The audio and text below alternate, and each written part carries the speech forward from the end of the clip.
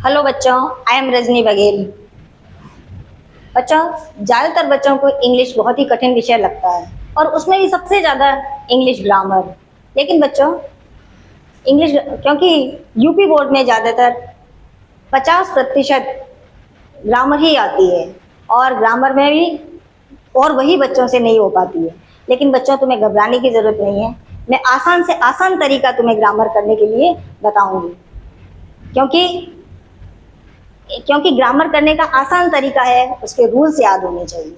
और जब तुम्हें रूल्स याद होंगे तभी तुम ग्रामर कर पाओगी। और रूल्स जब तुम्हें पूरे रूल्स याद हो जाएंगे तो रूल्स लगाते जाओ और सेंटेंस बनाते जाओ। और बच्चों, जब तुम्हारे सेंटेंस अच्छे सही होंगे तो तभी तुम्हें अच्छे नंबर मिलेंगे और परीक्षाओं में भी तुम अच्छे नंबर ला सकोगे।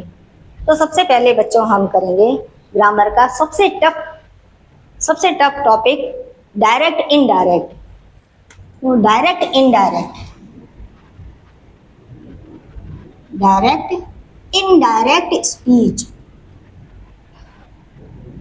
Indirect speech. Direct indirect speech English grammar का सबसे टफ टॉपिक होता है और यह सभी एग्जाम में कक्षा 9 से लेके कक्षा 12 तक सभी बोर्डों में, यूपी बोर्ड हो चाहे सीबीएसई बोर्ड हो, आईसीएसई बोर्ड हो, और यहाँ तक कि प्रतियोगी परीक्षाओं में भी डायरेक्ट इनडायरेक्ट के सेंटेंस पूछे जाते हैं। तो इसीलिए डायरेक्ट इनडायरेक्ट आना तुम्हें बहुत जरूरी है। लेकिन इसका केवल एक ही तरीका है कि तुम्हें रूल्स याद होने चाहिए। और ग्रामर में तो हर टॉपिक में रूल्स ही होने चाहिए, रूल्स ही होते हैं। तो सबसे पहले हम ये करेंगे, समय ये बताएंगे कि आखिर डायरेक्ट इनडायरेक्ट होते क्या हैं। तो बच्चों, जब दो व्यक्ति आपस में बात करते हैं और उनके बीच जो बात होती है वह होती है डायरेक्ट स्पीच। और वही बात उनमें से कोई एक व्यक्ति किसी तीसरे से जाके कहे तो वह होती है इनडायरेक्ट स्पीच। तो हम आज डायरेक्ट इनडायरेक्ट स्पीच करेंगे और फटाफट सब बच्चे कॉपी और पेन निकालें और डायरेक्ट इनडायरेक्ट स्पीच के रूल्स लिखें। तो सबसे पहले रूल्स लिखिए। रूल्स लिखिए। डायरेक्ट स्पीच के दो भाग होते हैं, दो भाग होते हैं। पहला होता है रिपोर्टिंग वर्ब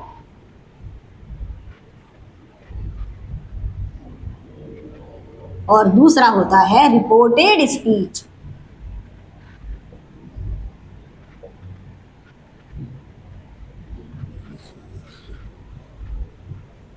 रिपोर्टिंग वर्ब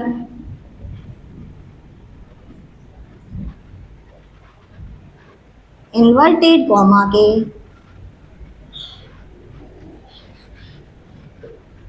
अंदर का भाग होता है। रिपोर्टेड बाहर का भाग होता है, बाहर का भाग होता है।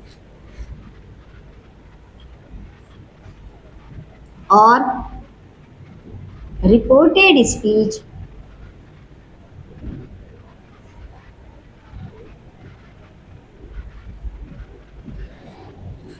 इन्वर्टेड कॉमा का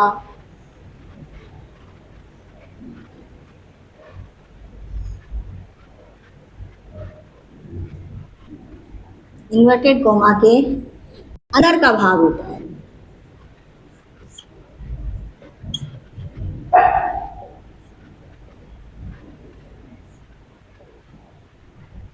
for example, he said to me, inverted comma, I am going to school.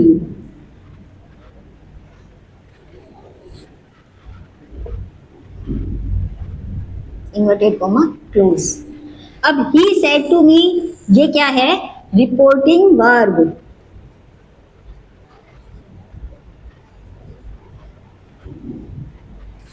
I am going to school ये है रिपोर्टेड स्पीच, जो बात कही जाए।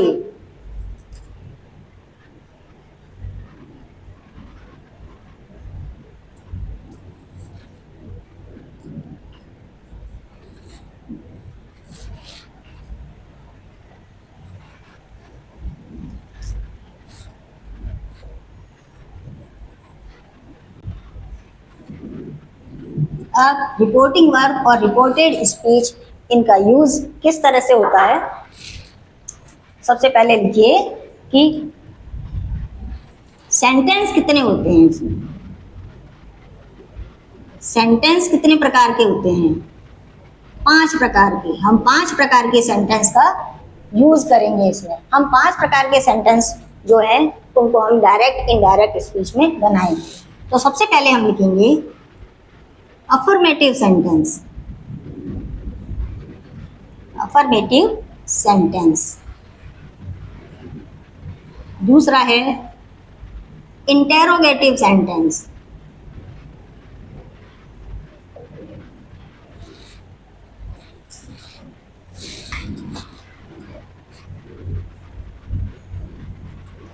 तीसरा है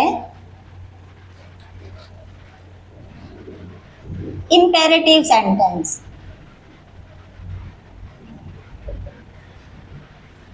चौथा है एक्सक्लेमेटरी सेंटेंस। Exclamatory sentence. और पांचवा है ऑप्टेटिव सेंटेंस।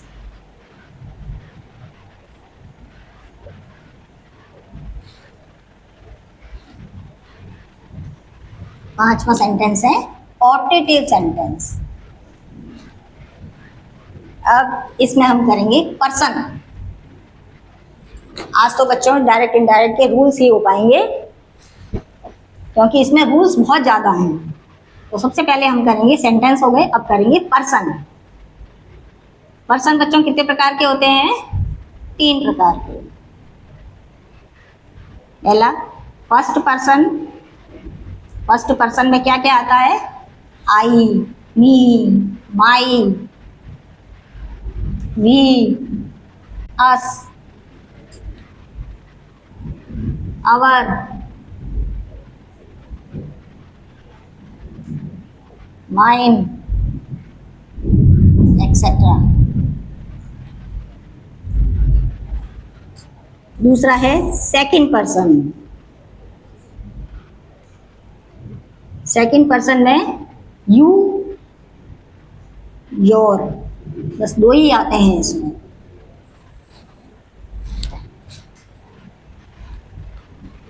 तीसरा पर्सन third person.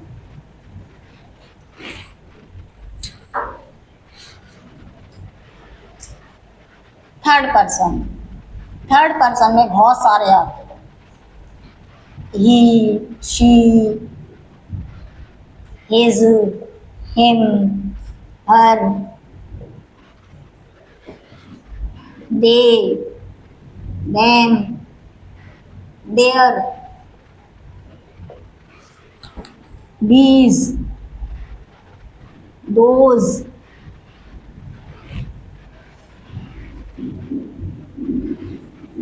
that, etc.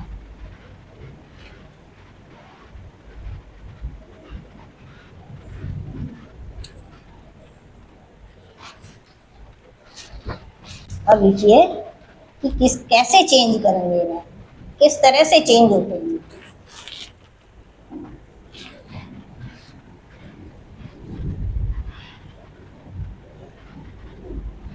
First और सेकंड पर्सन चेंज होते हैं,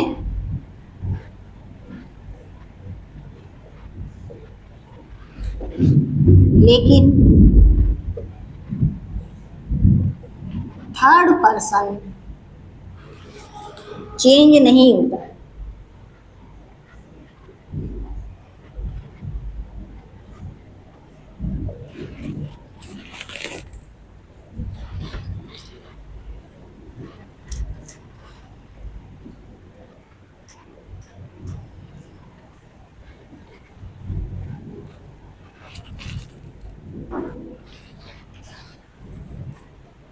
अब किसको किस में चेंज करते हैं ये लिखिए।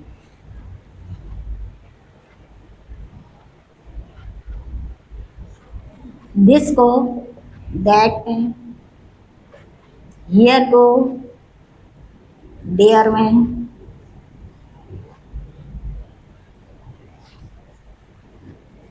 टुडे को दैट डे में,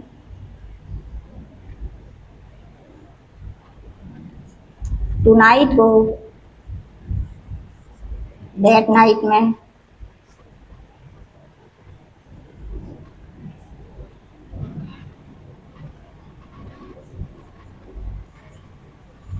एवरी डे को डेली में,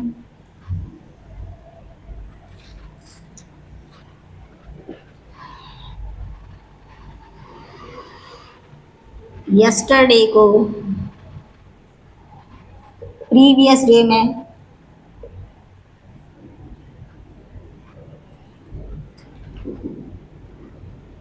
टुमारो को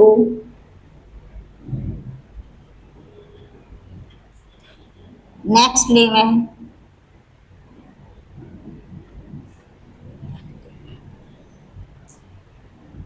कम को गो में, और नाउ को देन में चेंज कर। ठीक है बच्चा,